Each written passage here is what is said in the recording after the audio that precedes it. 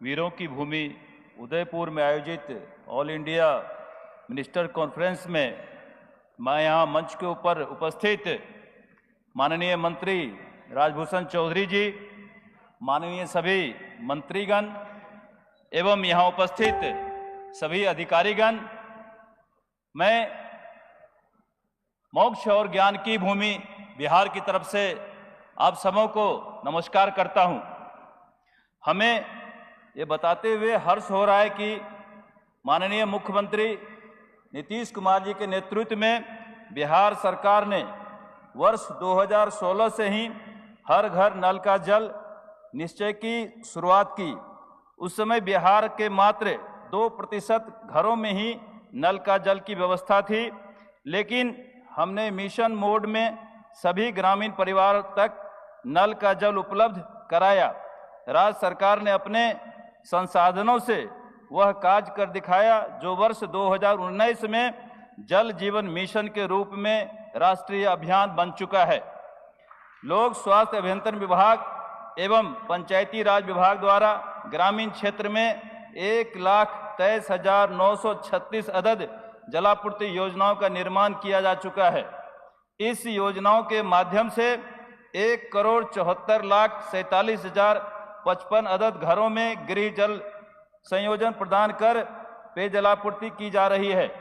भूजल में arsenic, fluoride और आयरन अधिकता से प्रभावित राज्य में 30,207 ग्रामीण वार्डों में शुद्ध पेयजल की आपूर्ति सुनिश्चित की गई है। राज्य में अधिष्ठापित 1,23,936 अदद जलापूर्ति योजनाओं में लगभग 50% पंप चालक महिलाएं हैं, जिससे महिला सशक्तिकरण की दिशा में महत्वपूर्ण कदम माना जाता है। पंचायत स्तर पर मरम्मती दल की तैनाती की जा रही है, जो रियल टाइम में जलापूर्ति की बाधा को दूर करेंगे। जीरो ऑफिस डे के तहत सभी क्षेत्रीय अधिकारी विशेष रूप से निर्धारित दिन कार्यालय में न बैठकर जमीनी स्तर पर जाकर योजना की वास्तविक स्थिति की जांच करते हैं, ताकि योजनाओं का बेहतर क्रियान्वयन एवं विसंगतियों का त्वरित समाधान सुनिश्चित किया जा सके। हर घर नल का जल निश्चय का प्रभाव आर्थिक, सामाजिक और सांस्कृतिक परिदृश्य से पड़ा है। सामाजिक सामान्यताएं, सामाजिक समरसता बढ़ी है। पेयजल के नाम पर होने वाले सामाजिक भेदभाव का उन्मूलन हुआ है। महिला सशक्तिकरण, घर में नल की जल की उपलब्धता ने महिला के जीवन में नए आयाम जोड़े हैं। उनके समय एवं श्रम की बचत हो रही है। बिहार में कार्यरत अधिकांश जलापूर्ति योजनाओं में पंप ऑपरेटर महिलाएं हैं। इससे महिला सशक्तिकरण को बल मिल रहा है। उन्होंने अपने घर चलाने के साथ मोटर पंप चलाने एवं निर्बाध जलापूर्ति की जिम्मेदारी ली है। जल जनित बीमारियों में कमी, जन स्वास्थ्य में उल्लेखनीय सुधार हुआ है। डायरिया, हेपेटाइटिस जैसी जल जनित बीमारियों में काफ़ी कमी देखी जा रही है और इसका सीधा असर शिशु मृत्यु दर पर कमी में दिखाई दे रहा है।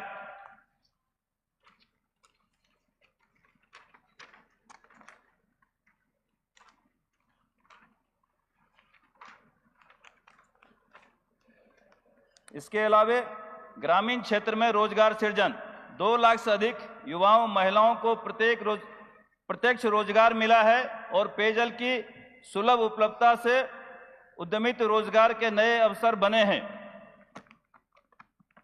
वाटर मिशन 2047, जो माननीय प्रधानमंत्री का विजन है 2047 में जल संचय का, उसमें हम लोगों ने तय किया है कि 24x7 जलापूर्ति की व्यवस्था की जाएगी।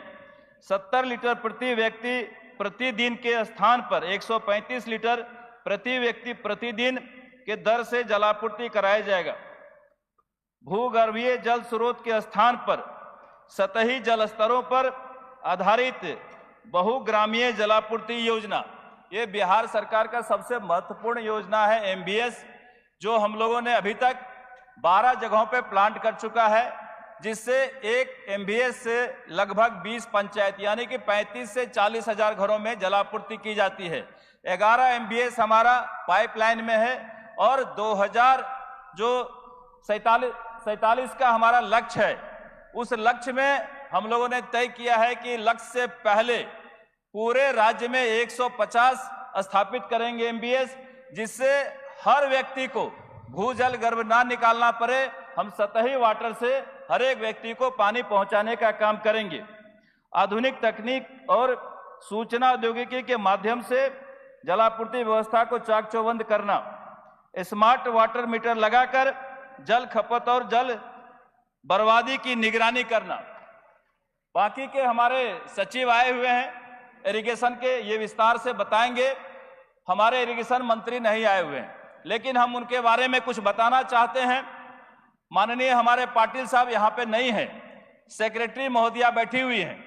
पूरे देश का जो जलस्तर है, स्तर में काफी फर्क है, बिहार की समस्याओं में काफी अलग अंतर है। इसलिए मैं विशेष तौर से बताना चाहता हूं कि हम लोगों ने बिहार के जलस्तर को 3 भाग में डिवाइड किया है। जो हमारा उत्तर बिहार है वहां हमें 10 फुट पे पानी मिलता है। जो हमारा मध्य बिहार है वहां हमें 100 फुट से ऊपर पानी मिलता है। और जो हमारा दक्षिणी बिहार है वहां हमें 250, 300 और उससे भी ज्यादा लेवल पे पानी मिलता है। मध्य बिहार में गंगा की नदी पास की है। हम लोगों ने प्रयास किया है कि गंगा की नदी के जल को हम बाकी लोगों तक पहुंचाएं, जिसे हम दक्षिण बिहार में पहुंचाने का काम किया। वहां से 150 से 200 किलोमीटर दूर हम लोग गंगा जल पहुंचा रहे हैं, जिससे पानी की व्यवस्था सुदृढ़ की जा रही है। लेकिन बाकी जिलों में काफी कठिनाई है। मैं उत्तर बिहार के विशेष समस्याओं से आपको अवगत कराना चाहता हूं। ये हमारे लिए सबसे उचित फोरम है कि उत्तर बिहार एक ऐसी जगह है पूरे देश में जहां प्रत्येक साल बाढ़ आता है और हम हर साल बाढ़ को फेस करते हैं। और हमारे लिए दुर्भाग्य का विषय है कि जो बिहार का पहला विधानसभा है वो मेरा विधानसभा है, इसलिए हम हर साल बाढ़ को फेस करते हैं।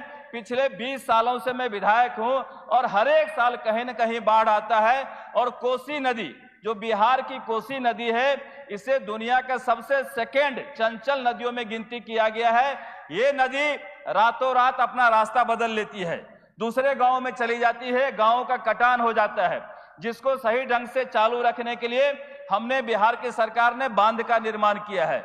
बांध का निर्माण तो हुआ है, लेकिन बांध जब कहीं भी कमजोर पड़ता है तो हर एक साल बाढ़ के दिनों में वो कट जाता है, जिसका बड़ा दुष्प्रभाव होता है। पूरे गांव में बाढ़ आ जाता है, फसल की क्षति होती है, लोगों के घर मकान की क्षति होती है और हर एक साल हमें उस क्षति को भरपाई करनी पड़ती है। 6 महीना हम पानी की प्रचुरता से प्रभावित रहते हैं। ये हमारे लिए सबसे दुर्भाग्य का विषय है। हम लोग अपने स्तर से प्रयास करते हैं, लेकिन हम यहाँ आग्रह करना चाहते हैं भारत सरकार से कि जो बिहार का उत्तरी इलाका है वो पूरा मैदानी क्षेत्र है, वहां हाई डैम नहीं बन सकता है।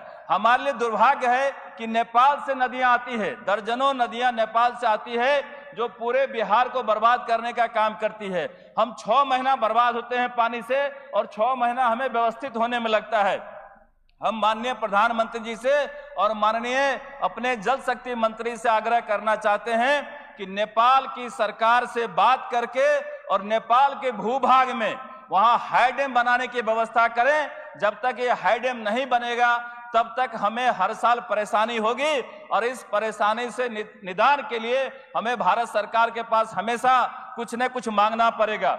ये अस्थायी समाधान होगा। हमारा आग्रह है कि अगर नेपाल में हाई डैम बनता है तो ये निश्चित रूप से हमारे लिए अस्थायी समाधान हो जाएगा। इस पर जरूर विचार किया जाए और तत्क्षण हमने जो बांध बनाया है, इस बांध के मजबूतीकरण के लिए, ऊंचीकरण के लिए, चौड़ीकरण के लिए भारत सरकार के मदद की आवश्यकता है। हम आग्रह करते हैं निश्चित रूप से ये मदद करने का कष्ट करें। ये आयोजन किया है भारत सरकार के तमाम जल शक्ति मंत्रालय के लोगों को हम धन्यवाद देते हैं, बधाई देते हैं। बहुत बहुत धन्यवाद, बहुत बहुत शुभकामनाएं।